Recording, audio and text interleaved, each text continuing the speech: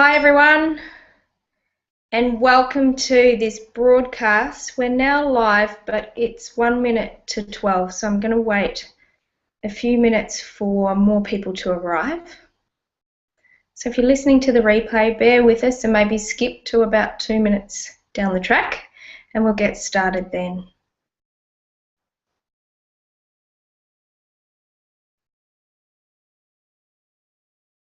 So if you are here and waiting, make sure you get yourself a glass of water, piece of paper and a pen so you can take notes.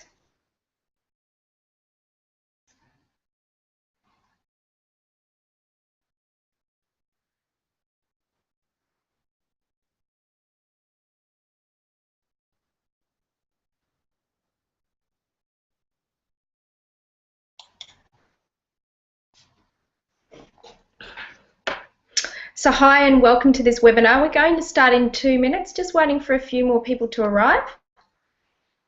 Shouldn't be too long.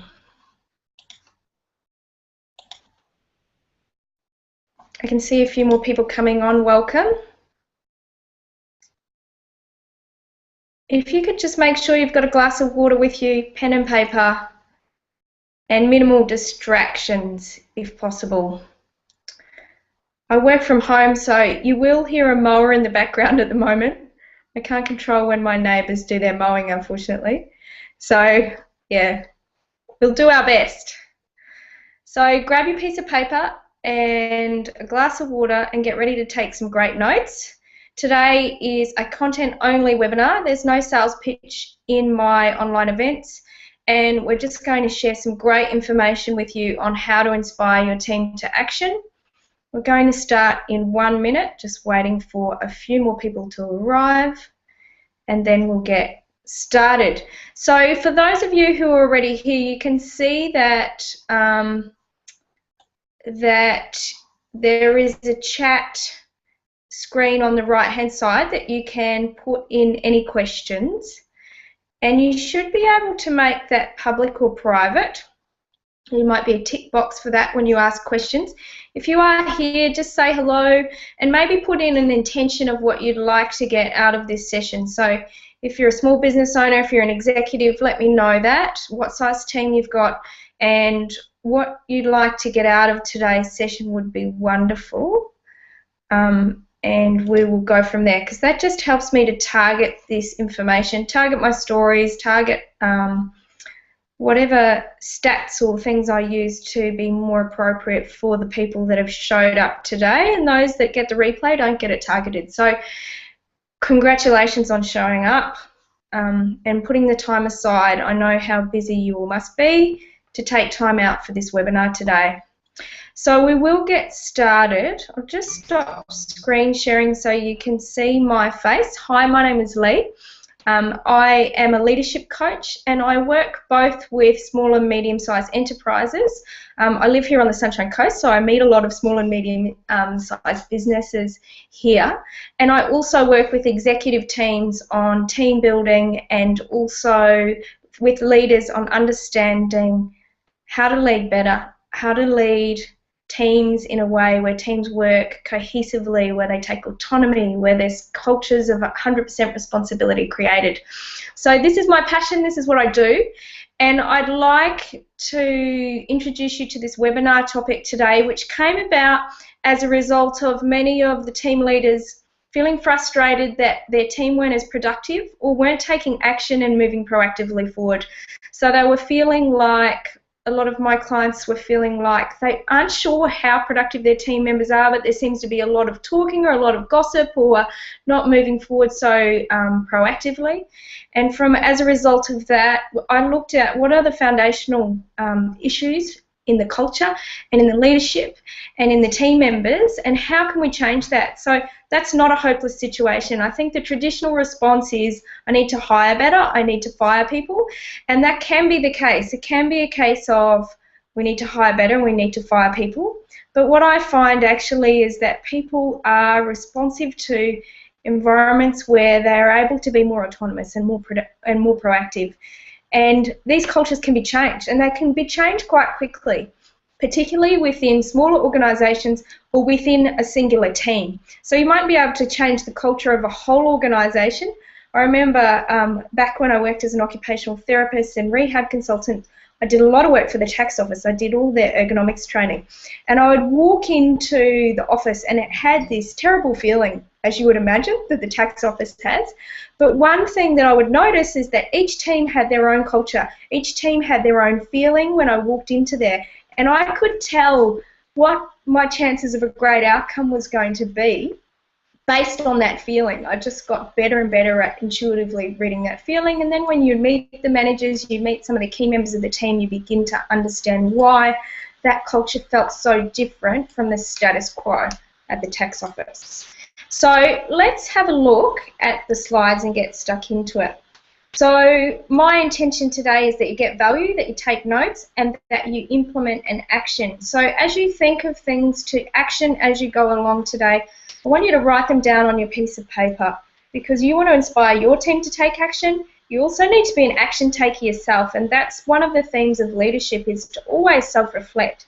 Am I doing this myself? Can I take action better myself? So let's make sure that you do write down a little action plan as a result of today. So why are you here? I'd love you to put up on that chat why you're here. And what you'd like to get out of today. That really does help me. If you can do that, that would be fantastic. So if you can do that, that would be brilliant. And I want to find that out, why you are here. I can tell you why most of my clients complain with this problem, and I'll launch into some of those in a moment. So why are you here? I want you to get clear. What's your intention for today? And why? What problems are you facing? So the symptoms that a lot of my clients are seeing when they're in their teams is, firstly, that general theme. I've got people who are procrastinated. I've got people who seem really distracted, unable to focus. They seem lazy to me. They seem unable to just get the job done. I know they're looking at Facebook. I know they're looking at their browser. I know that they're distracted by anybody who comes in and starts talking. So this is the first symptom that team leaders, managers, executive teams, small business owners, doesn't matter who you are, explain to me around this, getting people into action. The second one they talk about is there seems to be a lot of drama, so people are getting involved in he said and she said and office politics rather than just getting on with the job. Or they love to gossip. There seems to be a lot of water cooler gossip or negativity or criticism, or that type of attitude that just wants to complain or criticize rather than take responsibility and suggest a new outcome or make some change. So this is the second symptom that a lot of you might be looking at. The third one is in the box thinking. So we've got somebody who shows up and who does their job, the just enoughters I call them. They do just enough. So they'll do, they'll tick the boxes, they'll go through their set tasks, but there's low creativity in the way that they're engaging with their role.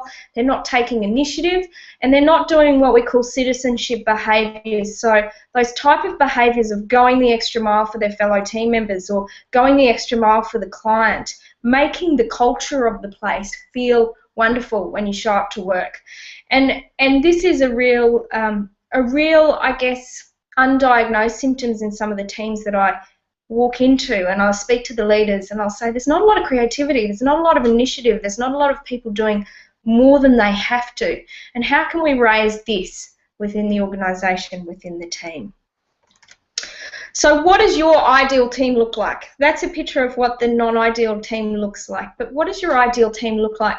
I want you to take a moment to write that down or to visualise that, whichever comes now more naturally to you.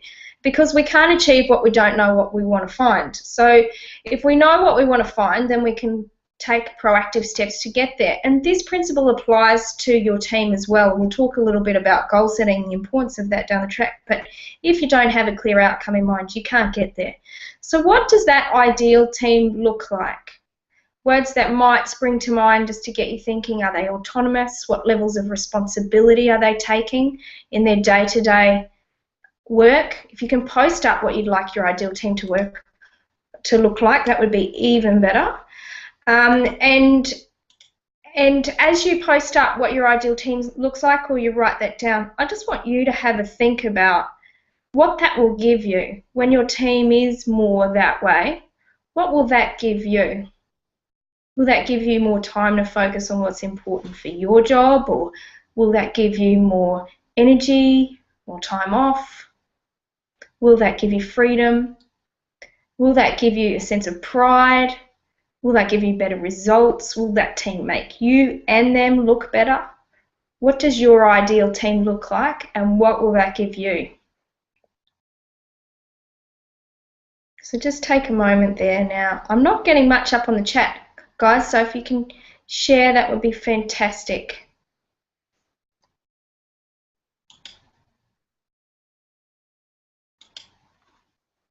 Okay, great. So I'm just reading through some of these. So yeah, it absolutely implies to subcontractors as well, Vanessa. I have subcontractors. I have a team of subcontractors. I don't have employees at all. And I don't think that matters at all, except within, you know, more those contractual aspects. Of course it matters. But you can still create a feeling of a team, and even if that team's virtual, you can still create a feeling of a team. So you can have virtual team meetings. You can, you know, get everybody to go out and get a piece of cake and have cake and cup of tea meetings and have chats where you all connect still as a team. You still can create a sense of team and commitment even when the relationship's just between you and the subcontractor. So yeah, symptom 3 is a big one. And yeah, so hiring, yeah. Okay, I got that, Peter. So we'll talk a little bit about hiring, and Peter wants them to be effective, efficient, proactive, thoughtful, and respectful. Sounds fantastic. Sounds like a good ingredients for an ideal team. Thanks for putting them up. So we'll go on to the next slide now. Now you've got a clear idea of what that team looks like. I want you to set that in. It's almost like we lock in what we want, then we start to find all the ways that we can create that, and this applies to everything. There's an area of our brain called the reticular activating system. When we know what we want, we start to look for that. And what I get, if you are hiring, if you are looking for that type of team member, put some of those words in there. It might be that you're looking for someone who takes initiative, for instance. We'll put those words in there. Often our job descriptions are a little dry, and they tend to not actually explain the who you want there. They explain the what you want rather than the who you want. So don't be afraid to put the who you want in your job ads, and ask questions around those specific things that you're looking for, and examples for that as well. So it certainly helps if you can hire people that already have these attributes. But what I found in workplaces, and I found this within myself when I was an employee, that you can actually fall into the predominant culture of the workplace quite easily. So maybe you were the kind of person that took initiative, you were the kind of person that was positive and respectful, but if the culture is negative, if the majority factors are there, or the influences are, then that will drag your energy down into that space with you if you're not conscious and aware, if you're not a natural leader. And until I decided to be a leader, till I made that choice, then that's what happened to me. And that's what happens to a lot of your team as well. So what needs to change to have this happen? We know that hiring and firing might be one aspect of it, but I just want you to put that aside in this conversation, because what we're actually talking here about is things you can change, all the things that are within your control, that are cultural, that are the way you as a leader interact with your team. So what within you needs to change, and what can you bring as concepts into the culture to plant that seed where the team will water it. You plant that seed and the team will water and create the change itself. And that's what I'm passionate about, is that leaders aren't necessarily directing the change, they are inspiring the change, and they're planting the seeds that need to happen, and they're encouraging the team to water it, to feed it, to nurture it, to grow it, and giving positive feedback on that as they do it, rather than just it being a one-way communication. And that's one of the things we talk about. So one of the first things that needs to change is this focus on extrinsic motivators as leaders. The proof is out there. They actually don't work except unless you have a team that are doing fairly automated tasks. So, you know, one of those subcontractors, Vanessa, might be somebody who does something very simple like database management. In this case, extrinsic motivators might work. Extrinsic motivators came culturally as a result of the Industrial Revolution. That's if I punish you, or if I give you more money or more incentives, then maybe you want to work harder.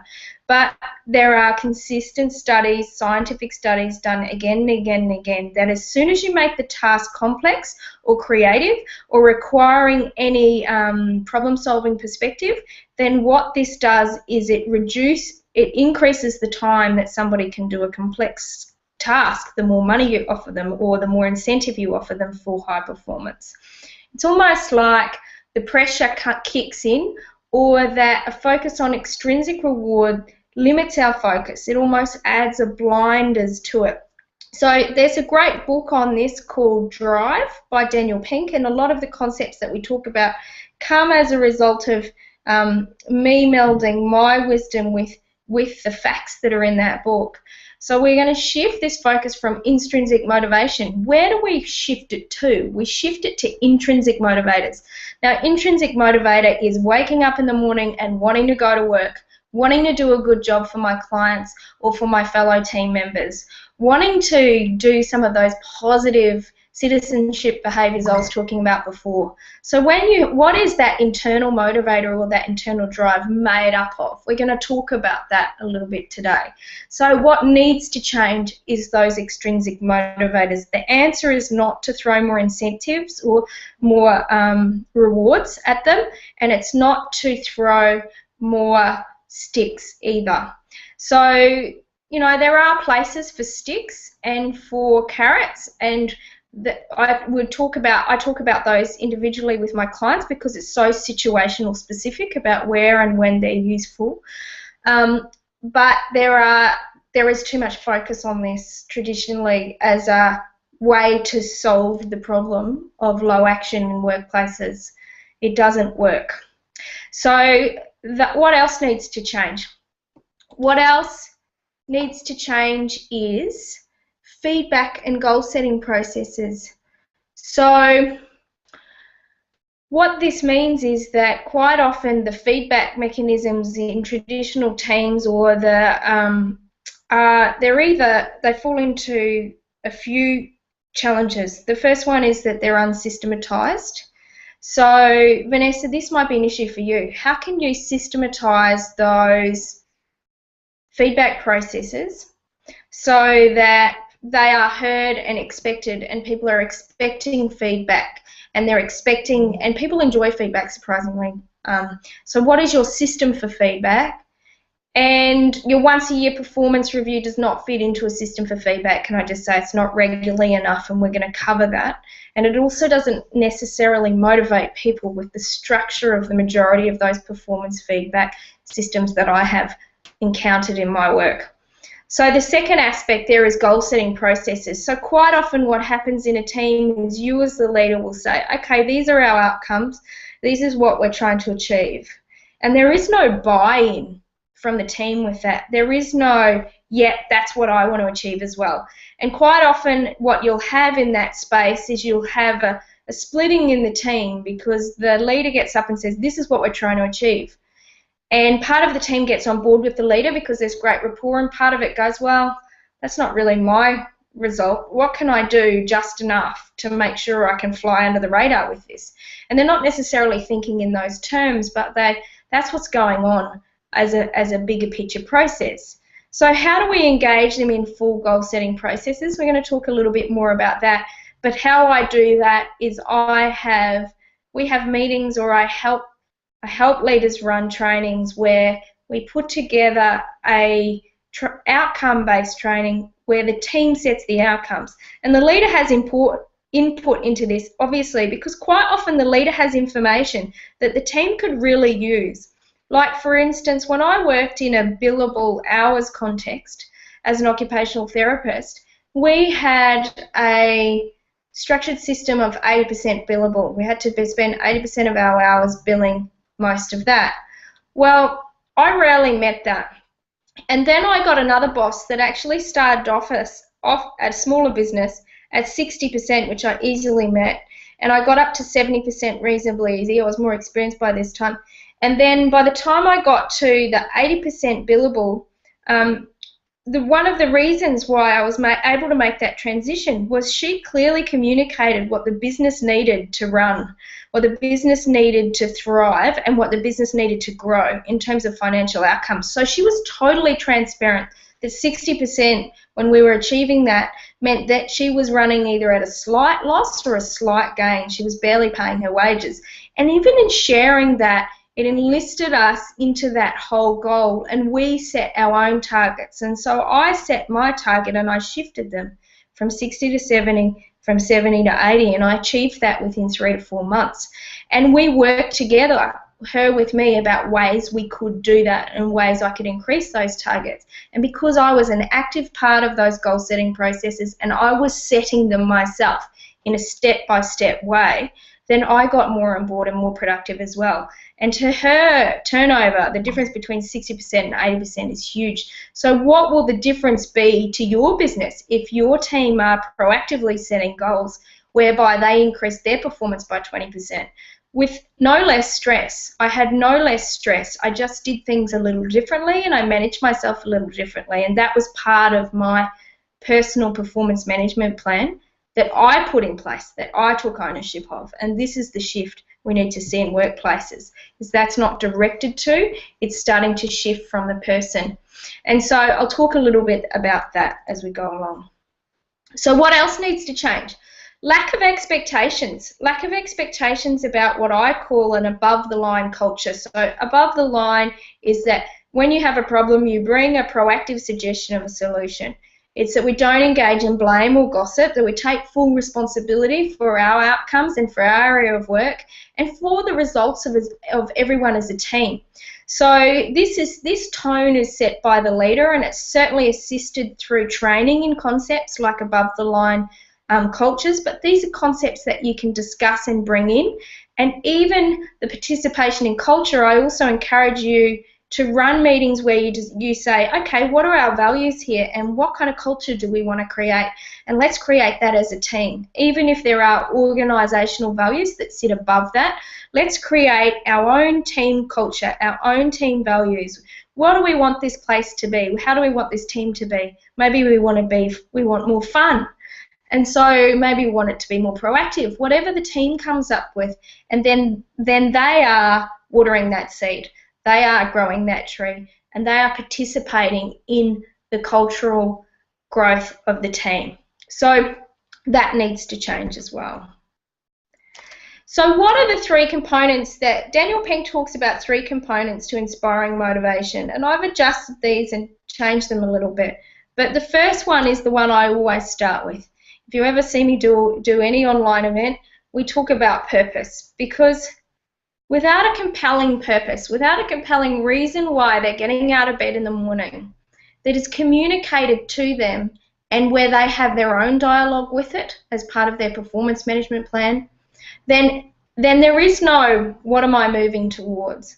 And some people can work, and I'm not going into the DISC profile very much today, but there are some aspects of behavioural types who can work without a clear purpose reasonably well, just for the joy of doing something really well or being the technical expert within it.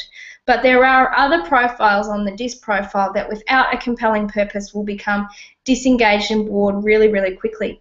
So my challenge to you guys as leaders is, are you communicating your purpose, like the reason you're doing this? Firstly, the vision behind your own, if you're a small business owner, the vision behind your own business, the vision about where you'd like to take the team, but also, are you communicating to them how significant their role is? So I don't care what people are doing. There's a difference between the person that shows up and does just enough in any role and the person who shows up with a purpose to what they do. So I have a house cleaner, and I call her my angel, and she's amazing because when she shows up, she has full respect for my house. She doesn't judge my messiness or my children's messiness. She has total initiative. She'll do above and beyond if she's got the time. But one of the things I've done to nurture this relationship, and she had those attributes to start with, but to, you know, at times I've known she's felt a little disheartened with her own purpose in life. And I've encouraged her to go and explore that. But at the same time, I've said to her, do you know how valuable what you do is? Do you know what a difference it makes to me when I come home and everything is clean? Because I'm a single mum and I feel supported by you. And that really is so very important to me. And when I communicate that to her, you can say it's just a cleaning job. It's not just a cleaning job. So no matter what anybody does in their role, there can be a deeper meaning to that. And if you communicate that as a leader, just how important that communication, so let's say it's an admin assistant and they are sending the emails to the customers, and you communicate to them just how important that email is, because that email is the point of contact which creates the rapport, and how important their job is and how much you value that they take the time to do that properly. And when you do that, you really hook that person into their purpose, whether they've been able to do that or not. So I'm going a little off track there, but that's a little bit about giving more positive feedback, giving feedback with purpose. So is the purpose communicated well? So quite often, you know, one of my clients is a high-level leader in an organisation. She's come to me for career transition coaching, actually, a little bit off track, but inevitably when people come for me for that, we always coach leadership. But the challenge isn't her leadership. She's actually an excellent leader. One of the challenges is the environment she's walking into. So it's been taken over, there's been retrenchments happening, and it's like they've broken every rule about good leadership in the way they're managing this, because there isn't any communication about the purpose for the changes that are happening. There isn't any transparency about the future changes that are happening.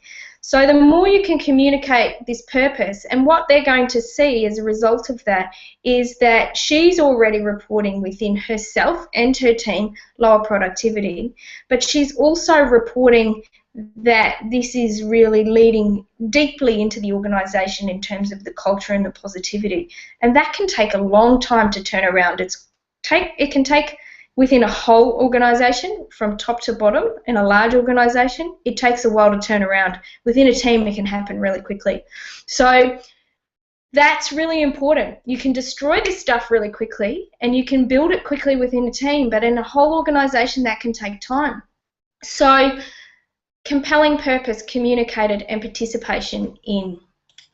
So absolutely, somebody has asked if the vision is to eventually move beyond the business. I don't have any issue with people being as transparent and real as they are. I have had employees with me share that they only want to stay there 12 months or 18 months because they have a bigger vision, bigger goal, and a bigger purpose.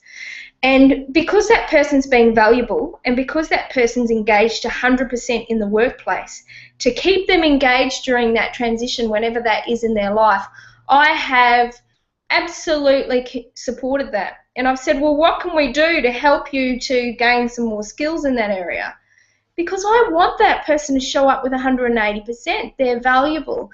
And so if my purpose was to exceed beyond into a bigger vision, which it is, I have a massive big vision for changing the world. I've shared that with my subcontractors, with my team.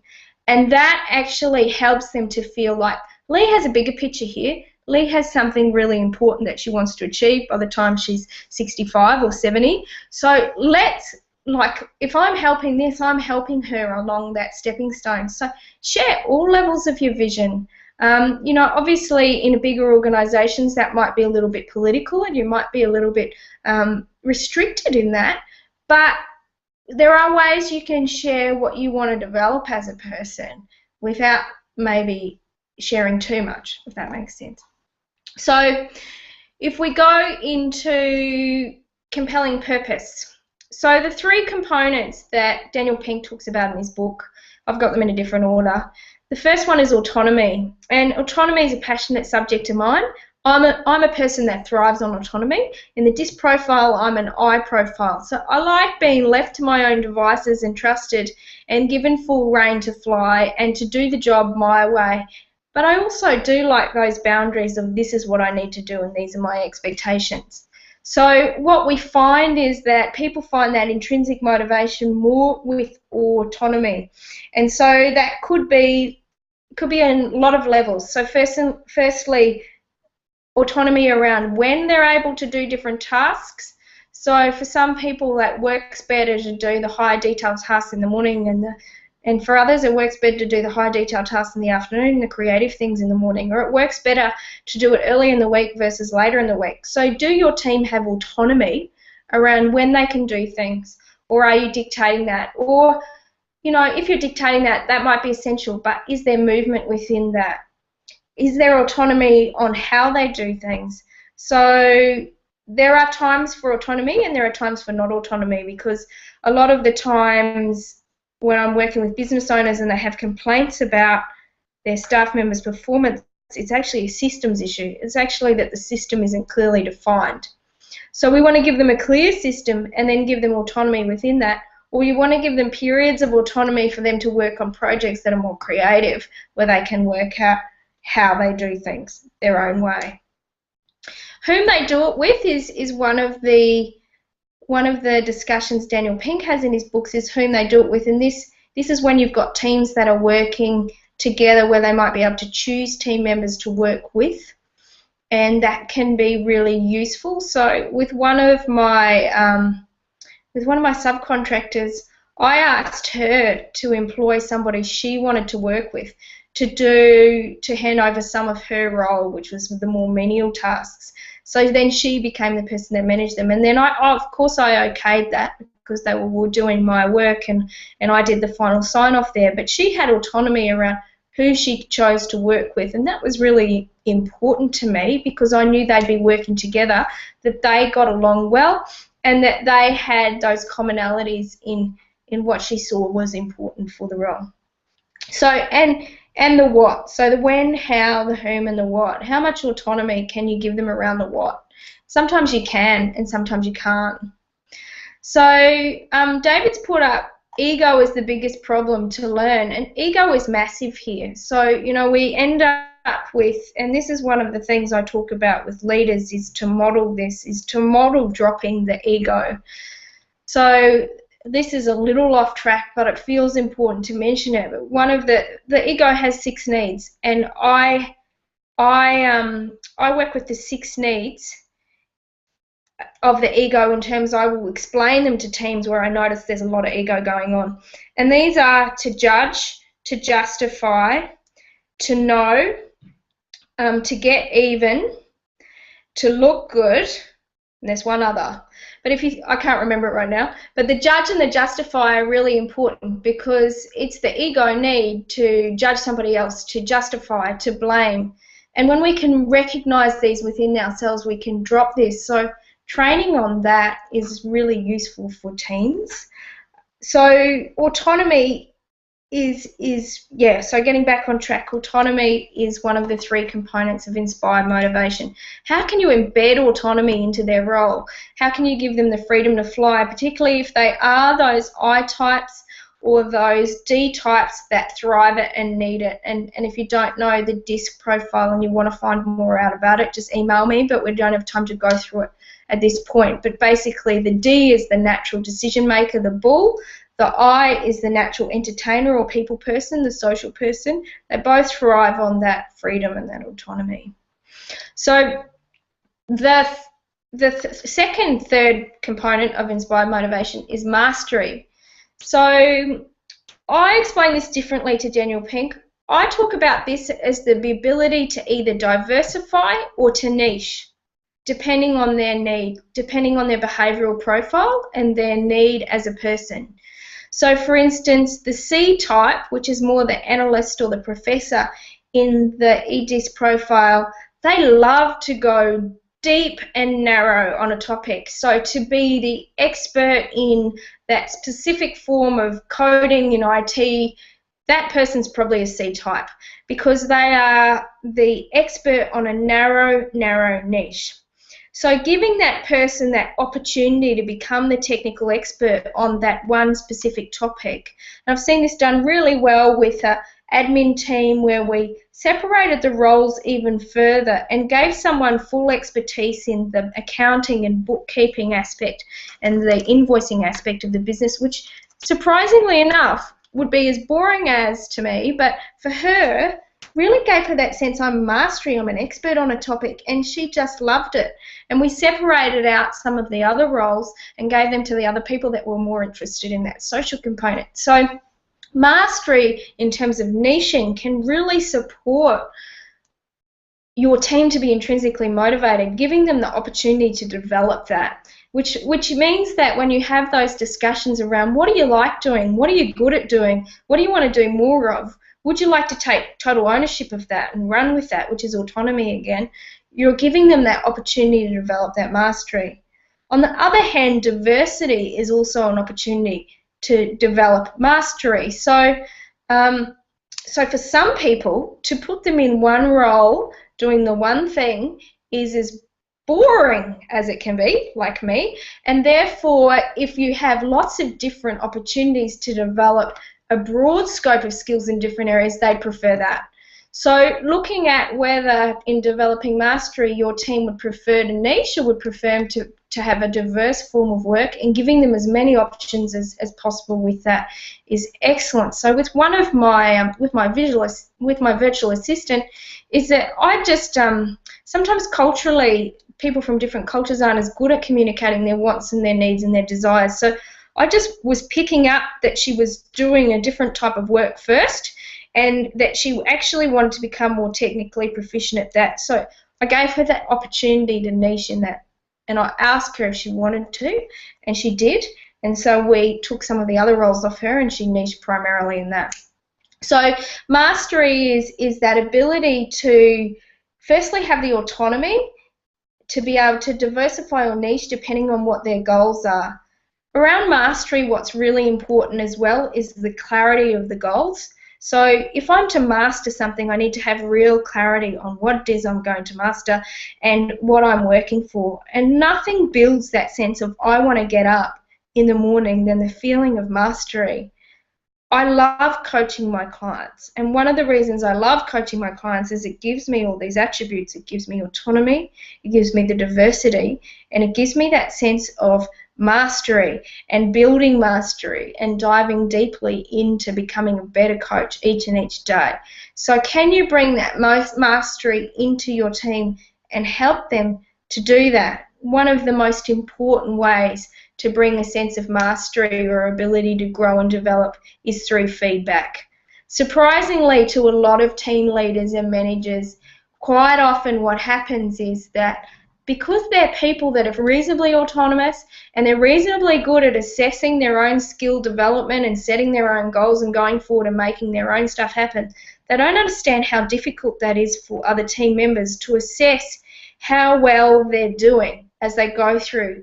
And this is the real important aspect here is feedback. We all need feedback, and some of us need more of it than others.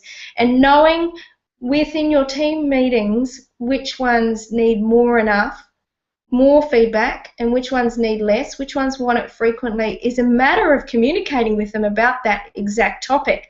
Do you like regular feedback? Do you want to work on this regularly? And really speaking about them, about what they want and what they might need as well, because sometimes they don't want the feedback, but they actually need it. And when we learn how to deliver that in a really safe way, then we can really help them to develop that. So mastery is made up of a few things. I talked about that diversity and niching, that clarity of the goals, and having the feedback come immediately. I just want to add that right now. Is that feedback, quite often one of the complaints I hear from people with when we're talking about to leaders about the leaders above them, is they'll often say, I found out at my performance review it was something that happened back in February, and I don't understand why the person didn't bring it up at the time, because I would have addressed it at the time. And it really is counterproductive to mastery to not give feedback as soon as you possibly can have it. and then it helps it get the issue out of the way, and then it's gone. But there is a disclaimer with that. Don't give feedback when you're feeling emotional, and we'll talk about that with the feedback template. Make sure that you are absolutely in a point where you're not too stressed emotionally, or your ego's not in the way before you give feedback, and we'll talk about how to manage that in a moment. So the key to mastery there is effective feedback, and it's feedback that's delivered regularly. It's feedback that's delivered as informally and formally. So the key performance review once a year just doesn't cut it. Once a year is not effective feedback. Feedback needs to be happening all the time, constantly, with the development of mastery. I think Twitter. I think it's Twitter. Yes, it's Twitter. You know how they're all into the short, the short tweets, the short 25 words or less. Well, they deliver feedback in a similar way. They have like a stop, start, and develop. I think it might be. It's like a 3-point feedback, and it's just basically they'll say they have stop doing this, start doing this, and develop this, and that is their feedback. It's like sound bites, and they deliver it quickly. And what I find really interesting about that is that culture has developed a robustness around feedback. It's developed an ability to cope and hear it without personalising it, and that is a cultural expectation. And I think that's fantastic. It's probably not going to happen overnight, and I don't suggest you go straight to that form of feedback. But I will give you a way to give feedback that is gentle yet effective, and we'll do that in a moment. So one of the barriers I find that team leaders and even myself have had around giving feedback to people is that I haven't wanted to hurt their feelings. This is one of the big fears that leaders have around giving effective feedback, is that I don't want to hurt somebody's feelings, or I don't want them to take offence or misread what I'm going to say the wrong way, or feel just even that discomfort of what could be seen to be criticising people. In coaching, we say there's no failure, there's only feedback, and it's a good line to use around your workplace, because feedback should be something to be celebrated. Feedback is the opportunity to grow. It's a way to move forward. So let's look at effective feedback, what that means for me. For me, that means having a system of regular structured feedback. So that might be a productivity. I don't call them performance reviews. I call them personal productivity plans.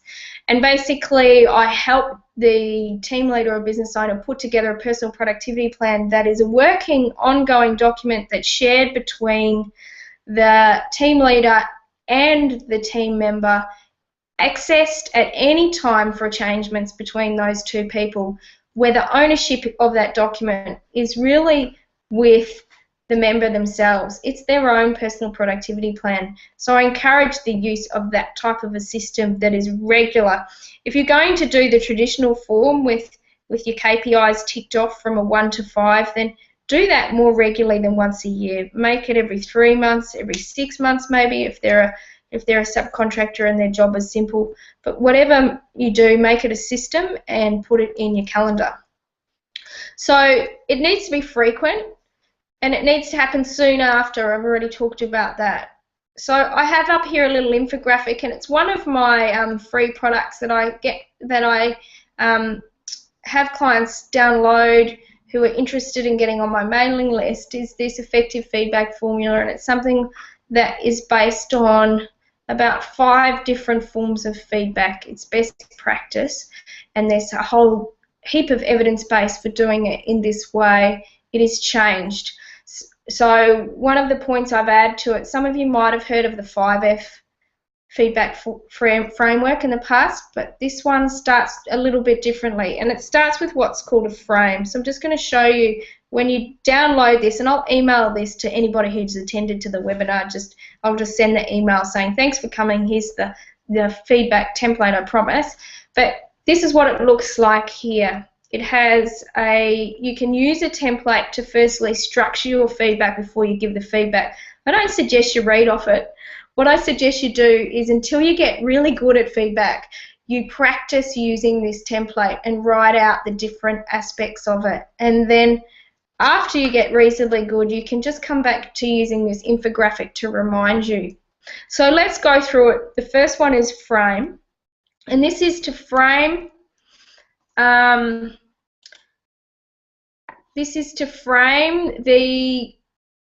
reason why you're doing the feedback. So that could be as simple as, I wanted to speak to you about how you ran the meeting the other day. Or it could be more related to the purpose or more related to the vision. So it might be, for instance, I know it's your goal to become a team leader within this organisation. So I wanted you to give you some feedback around da-da-da-da-da-da-da-da. So frame what we're talking about first. And that gives the person that opportunity where it doesn't feel like the feedback's coming from out of the blue, like a slap on the face. It's like, okay, the person knows what we're talking about. And it's not a global feedback either. It's a feedback around a specific instance. Half the problem with the feedback that leaders give is that they often give too generalised feedback rather than specific feedback, and then the person takes offence. So they'll say, you know, I don't always speak negatively in team meetings, and they will then go off on a little rant about how the team leaders never noticed all the instances where they have done positively, which is great message. And when you get that type of reaction, is that it's a real feedback for yourself as a leader that you're not giving enough positive feedback. And so this template works for positive feedback as much as it does for feedback where you're challenging them to greatness. But it also works for positive feedback where you want them to keep building on that. You know, like they've done really well, keep building on it. So this is a great template for that as well. So with that second one, after you've framed it, first then you state the facts. And that's what I was talking just about before. This is the objective observation. So, for instance, it might be, I noticed that when you're talking to customers that you're often looking at the piece of paper and not fully engaging with them. Or I noticed yesterday when you were talking even better to those 3 customers, specific to the absolute time that you were doing, that this is what I noticed. And then from those facts, you share your feelings. But I actually, and you'll see when you get the template, you'll get an example sheet of this. But you can also, you want to question them as well. So you might lead with a question for them, which might be, how do you feel you ran that meeting? Or how did you feel it went? Or it could be your feelings. It could be, when you did that, I felt like da-da-da-da-da-da-da-da. Now, why talk about feelings with those feeling words? Because feelings are the objective, they're the subjective, aspect. They're not the objective facts, they're the subjective, but they're really important. Quite often people don't realise the impact of their actions on others' feelings. Now, the feelings aren't right or wrong. The feelings could be totally wrong. So quite often when I'm giving feedback, particularly in relationships, personal relationships, you can apply this feedback template to personal relationships as well, but quite often when I'm giving feedback, I just say, I know this is just my feeling and just my perspective, but when you said or did that, I felt really blah. Because I've pre-framed it that I know it's not the objective truth, but this is how I felt as a result of that. And what that does is that it helps people to hear it without being offended. But people need to hear the feelings. And they need an opportunity to share it, because this is what I find in teams and workplaces. We're all so concerned with being professional that we forgot about the truth. And sometimes the truth is what needs to be heard for a person to grow. And only from the truth can we really grow. And this is a topic I'm really passionate about. I'm writing a book on it. It's called Forthright Leadership. But we're going into feelings so that we can have them hear the feelings behind it or question their feelings. So I love the use of questioning in this. Every other feedback template I've ever discovered really only talks about the person talking to the other person. It's one-way feedback. It's not a question. So that feeling section should be a question.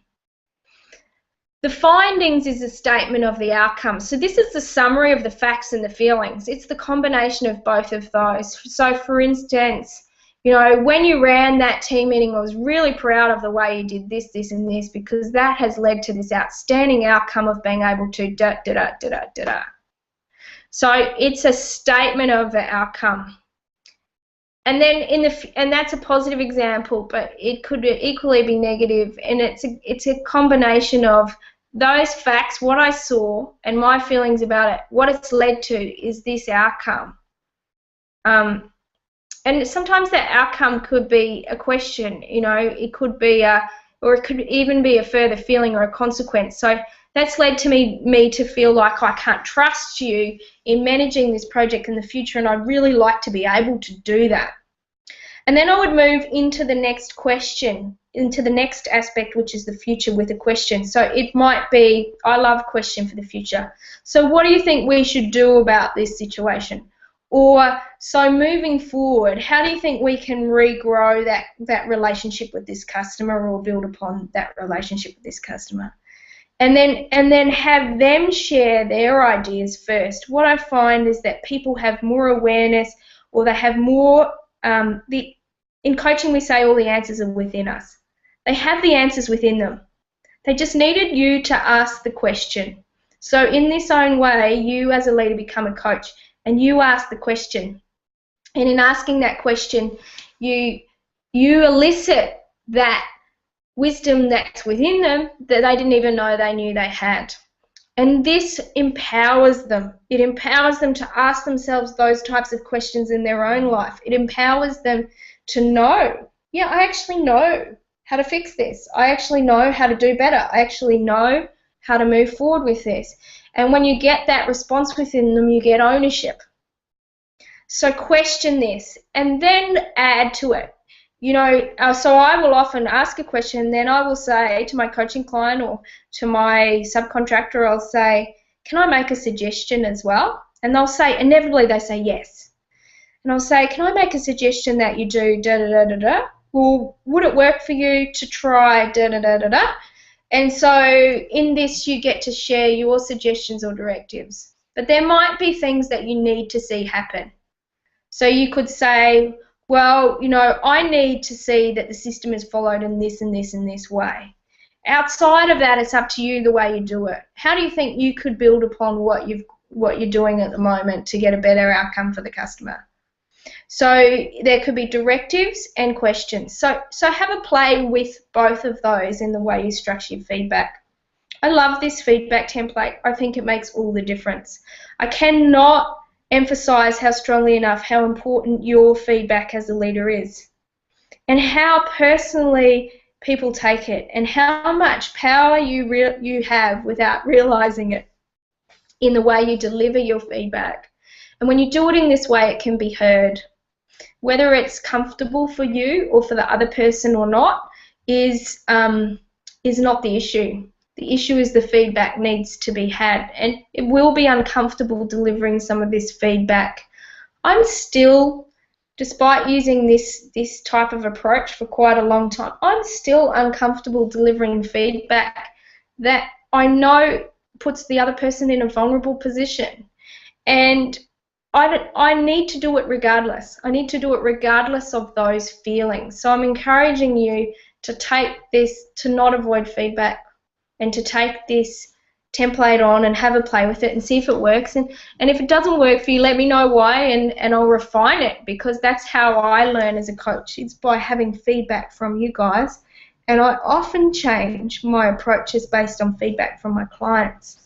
So that culture of feedback, feedback for yourself, feedback for others, is such an important culture to gain that sense of moving forward in action, and particularly to help people think out of the box and move beyond just enough. So I'm really curious. There's a few people, I think David said that there's a just enougher in your team. And I'm really curious, David, about why that person is that way. Have they lost the passion for their job? Do they feel like their job's important? Is the job connected to their purpose? Are they getting the type of feedback they want? Are they having the autonomy they want? Are they able to experience mastery through diversifying or niching? Is it just a job for you? And when you've explored all those issues with you, you might just find this person is the wrong fit. Absolutely, but I encourage you to explore these issues, because if you have one of them, then, if you have one of them isolated in a team of 20 or so performing, maybe the issue is the person. I'm not saying that it's always not. But it's a lovely challenge to think, how can I engage and inspire this person towards action? And sometimes that's just about setting greater expectations or emboldening them. I remember the teacher I remember most from high school is not the one I liked the most.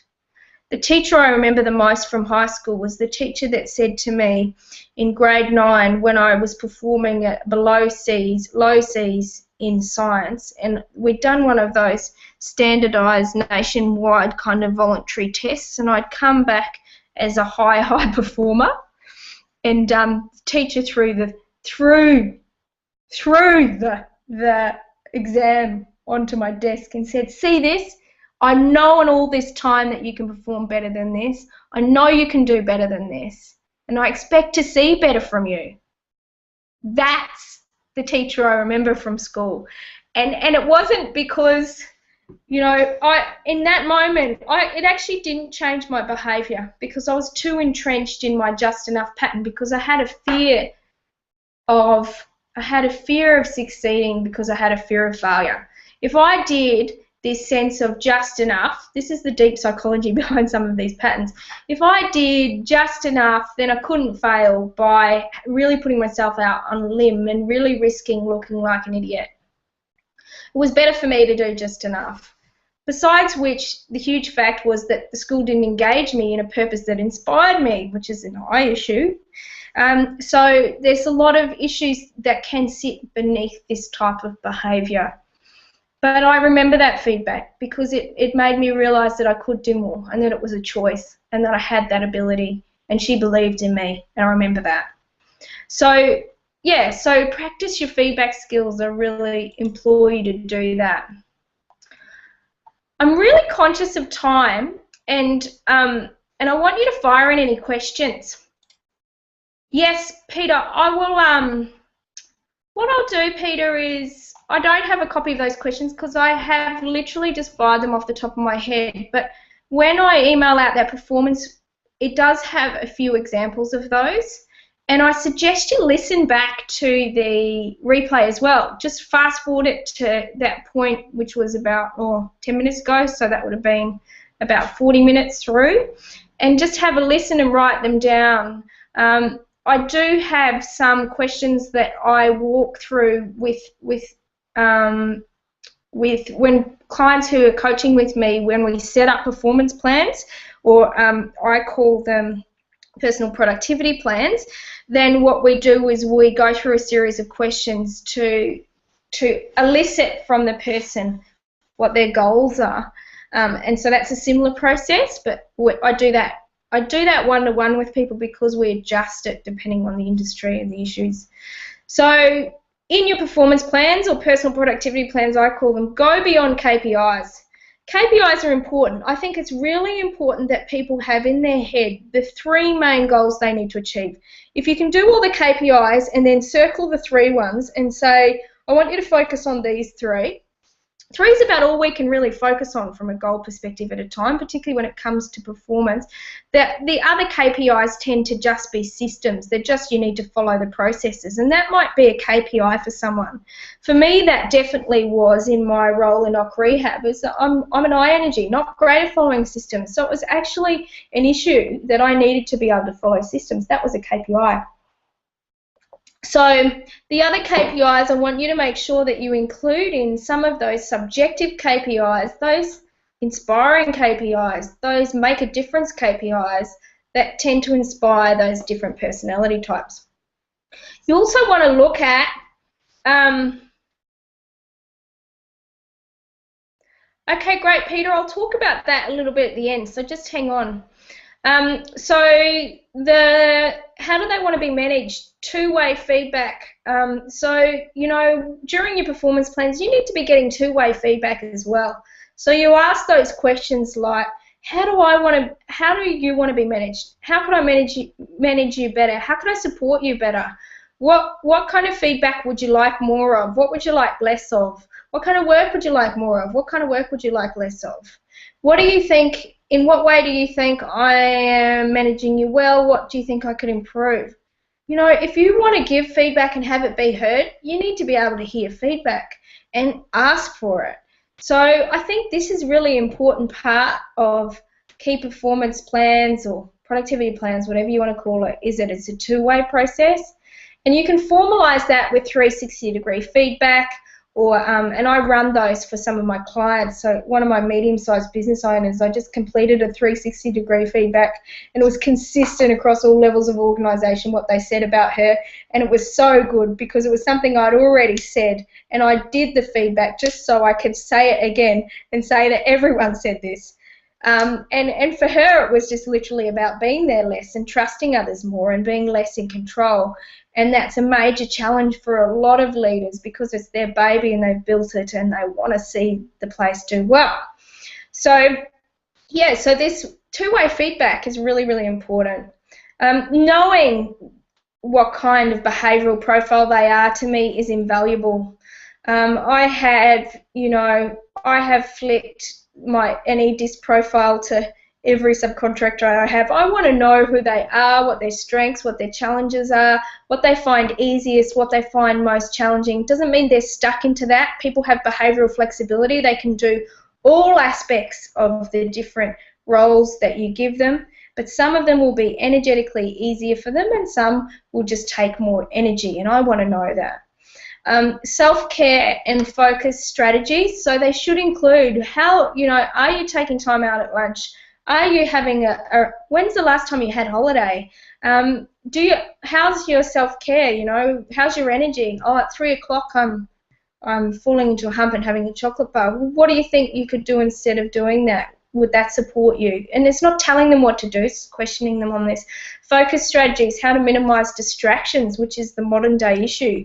Even as I've been sitting up here, there's been little email messages flick up and things like that as we go, and they can be really distracting. So what strategies could you do to turn them off or to shift on?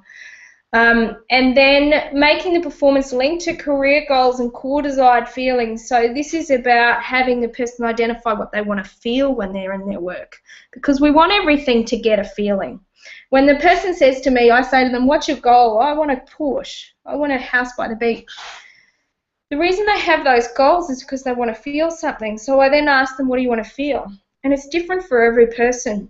So linking to the feelings is we're actually motivated by feeling more than anything else. Some people are really motivated by challenge, particularly the D's in the DISC profile, and some people are motivated by doing the right thing, particularly those S's in the profile, and some people are motivated by getting it right, particularly those C's in the profile. But all of us are motivated by feelings, I can tell you that. So this document should be an evolving document, accessible by both the manager and the team member, and there's no reason why you couldn't. Vanessa, you've written I'm the opposite. I'm happy to have less control. Absolutely, which means you need more systems. So the more systems you have, the better, because then you can just say, you can just check every now and then if they're sticking to the system, and then you don't have to have any control at all, but you know exactly what's happening. Peter, I can message you about the EDIS profile. I can do training on it. It basically is a profile you can order depending on how many people for every member of your team. It takes them 8 minutes online to complete, and they get a 24-page report that both you and you get. It's done best when a professional coach trained in the profile unpacks it for the person, because that's when we go down the rabbit hole of what the real issue is. And so if it's a small team, I like to do that myself, or I have other subcontractors if you have big teams where we can unpack all of the profiles for the person. Or you can just run a generic smaller training on eDisc which just goes through the basics of it, so people begin to understand how different people operate in different ways, and that's huge for team effectiveness. So that's just a little bit off the side. And so you can email me, Peter. If you throw in privately your email address, and I'll email you or ring you or your mobile about that one as well. So you can link it to your career goals and core desired feelings. We've talked about that. It needs to be an evolving document, and it needs to be able to be changed at a moment's notice. And we all know where in the filing cabinet or on the online hard drive that one sits, and we can both access it. So setting up, sometimes if you've got subcontractors, Vanessa suggests you set up shared Dropbox folders just with particular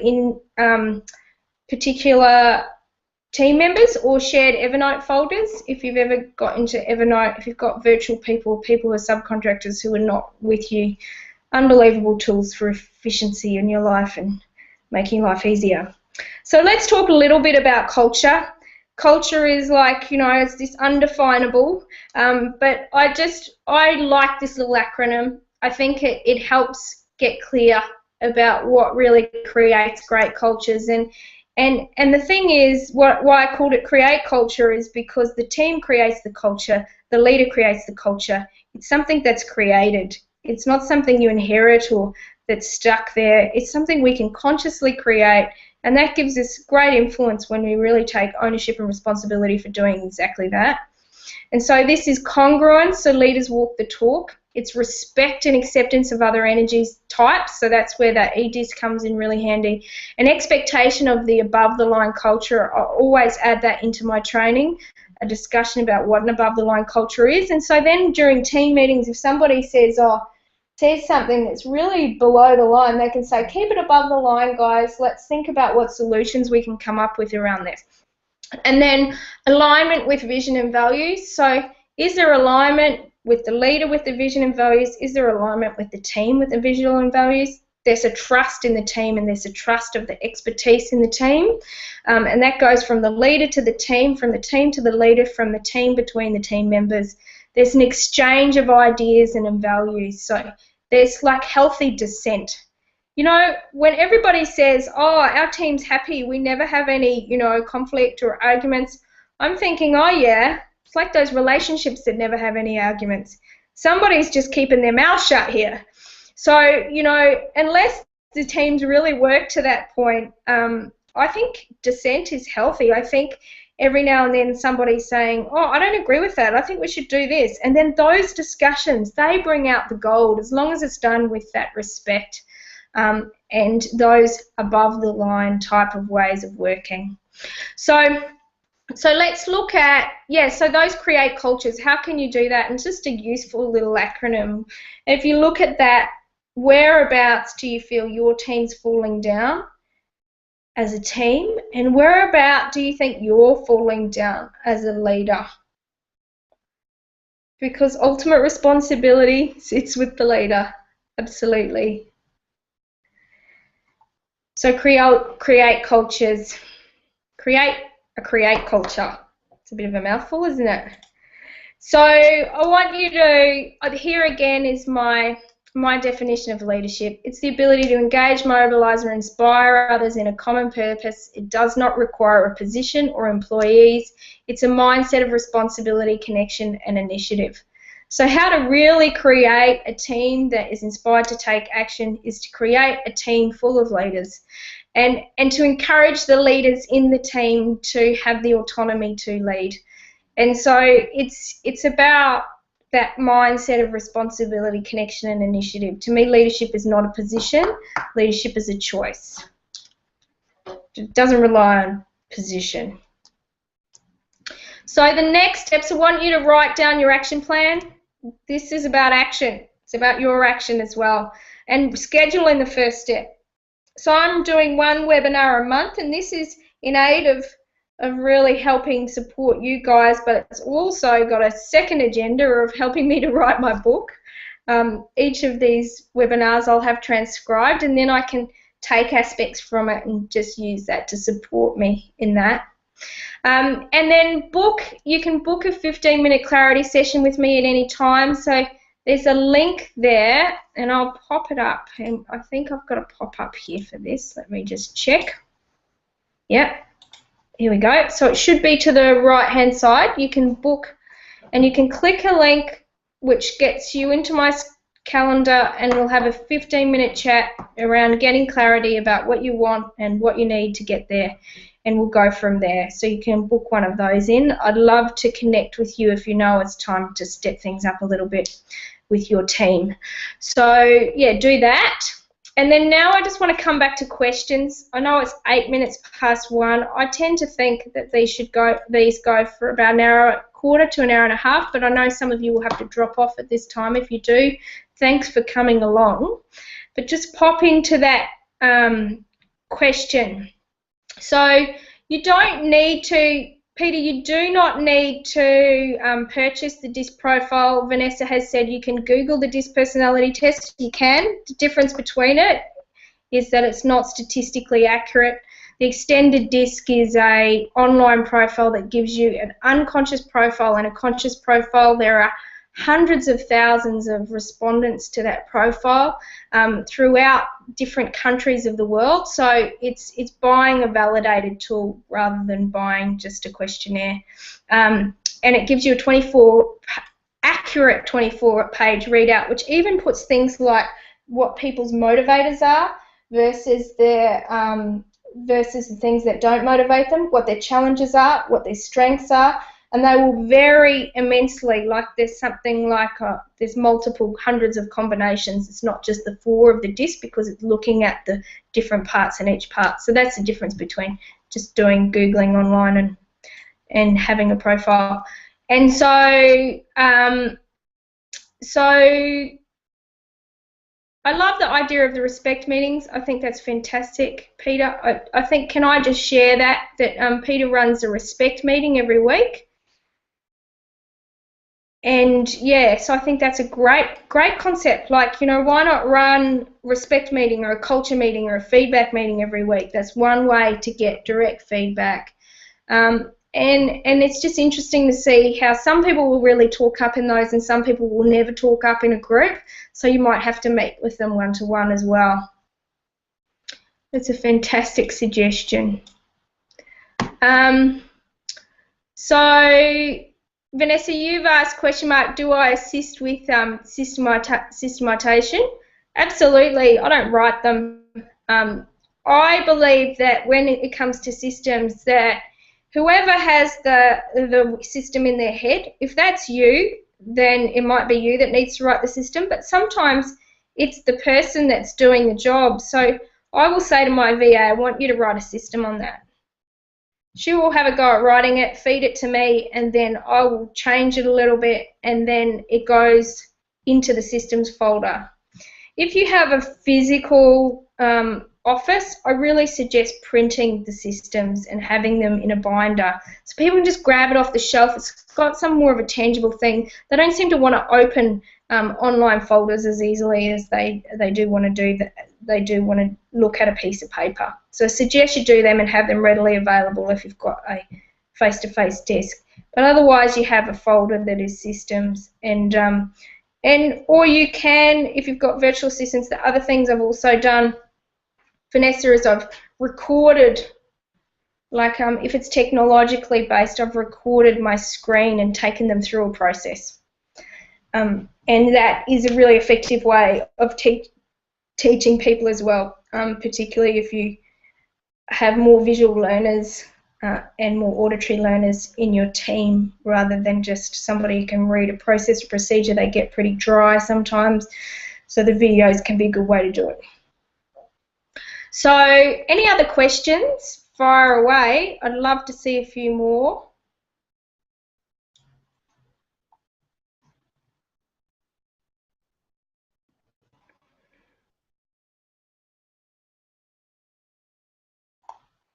So I'm just going to wait out here until I have nothing more in our chat boxes, but for those of you who need to fire off, I see some people are leaving already. Feel free to do that. There's a lot of people who are still here. I haven't seen any chats from. I'd love to hear just how you found the webinar, what your major takeaway was. So that's a great question, Peter, if you're collecting questions, is just ask, so what was your major takeaway from our chat today? And what are your next 3 action steps to take? They're kind of coaching 101. What's your takeaway today? What are your next 3 action steps? And there's no reason you can't use that concept with your teams. So what's the takeaway from today, even if in a full meeting? And what do we need to implement? What action steps do we need to take?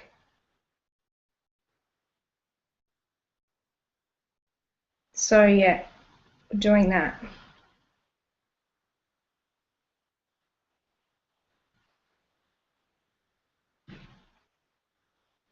So Vanessa, you've written you really need to have the existing people more engaged and need to hire more people. Get really specific on those personal attributes that you want. Giving people that permission to take initiative, for instance, might be an attribute you want, but you also want someone who will follow the system. And to have the existing people engaged, I love the idea of just set up a virtual Google Hangout and have a team meeting via that way. Have more regular team meetings and share your vision, share some stories, and share the values of the organisation with your people. Absolutely. So let me just check. I'm going to go back through the list and make sure I've checked everything.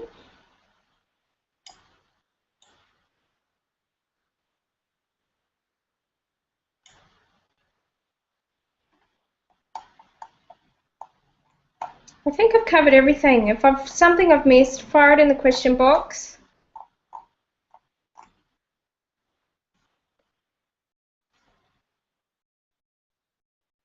And so, guys, I am away as of Friday for 2 weeks, going to France. Woohoo! Really looking forward to that. I will not be checking my emails while I'm over there, maybe once for emergencies. So if you do email me, just be patient. I will get back to you in early October. If you email me straight away, I'll get back to you before Friday. But if you email me next week, it'll be early October, and I'm happy to help with any questions. And any of my emails you ever get from me, just feel free to email back, ask a question. I'm happy to help. So I look forward to connecting to you maybe in about a bit over a month for my next webinar. I'm not sure what it's going to be on yet, so if you have any requests for topics, fire them away. And just feedback. Feedback's wonderful because it helps me to grow. So positive feedback, fantastic, makes me feel great. Feedback on what I could do better, even better, helps me to grow. Bring it on. And encourage that type of culture within your own workplace by modelling that. So we're going to finish there, guys. Thanks for your thanks, for those that are thanking. And for those that are shyly attending and not commenting, thanks for coming. And I look forward to connecting with you down the track. Book one of those clarity sessions if you feel you are ready to get further clarity and take some next steps.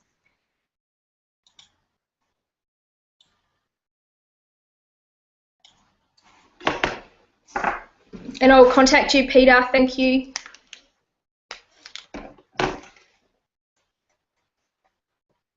So I stay till I get nothing on here.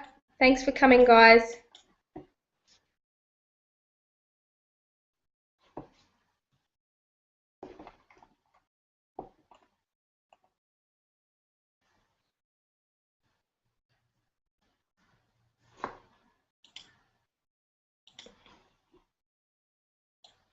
So if you want to email me directly, it's lee@leerourke.com, Leighrorke, lee@leerourke.com.